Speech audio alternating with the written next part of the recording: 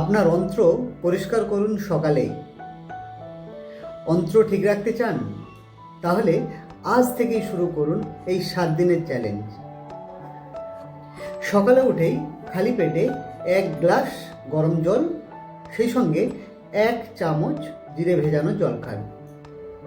এটা আপনার গাট ক্লিন করবে, ব্লোটিং কমাবে আর ডাইজেশনকে অ্যাক্টিভ করবে। একটা ছোট্ট অভ্যাস, কিন্তু শুরুটা এখন থেকেই করতে হবে।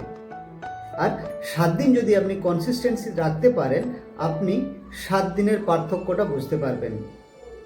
তাই আজ থেকে শুরু করছেন তো? কমেন্টে লিখুন ডে 1 ডান।